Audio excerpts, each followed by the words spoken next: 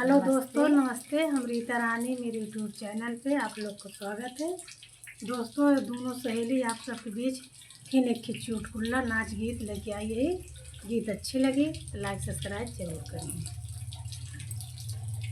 नई झुलानी के छैया बलमा दुपहरिया चहाइला हो।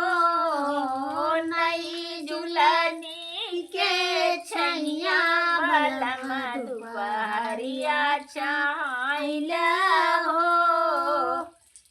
चारी मारी महीना पिया गर्मी के दिनवा, चारी महीना पिया गर्मी के दिनवा, गर्मी के दिनवा पिया गर्मी के दिनवा।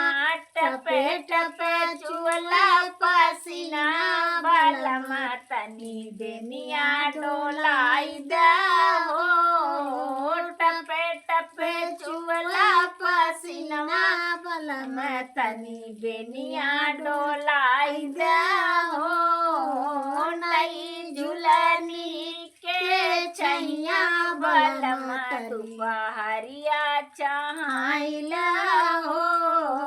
नई झुलनी के छैया बलमा दुपहरिया चहाइला हो। चारी महीना पिया बरखा के दिनवा, चारी महीना पिया बरखा के दिनवा, बरखा के दिनवा पिया बरखा के दिनवा। टपे टपे चुअला बंगलवा बलमा तनी बंगला छवाई दा हो। टपे टपे चुअला बंगलवा बलमा तनी बंगला छवाई दा हो। नई झुलनी के छैया बलमा दुपहरिया चहाइला। नई झुलनी के छैया बलमा दुपहरिया चहाइला हो।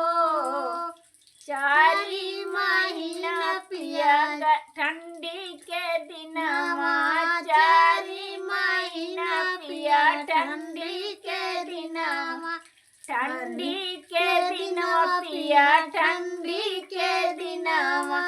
थरे थरे कापे करे जवा बलमा तनी गोदिया उठाइला हो। थरे थरे कापे करे जवा बलमा तनी गोदिया उठाइला हो। नई झुलनी के छैया बलमा दुपहरिया चहाइला हो।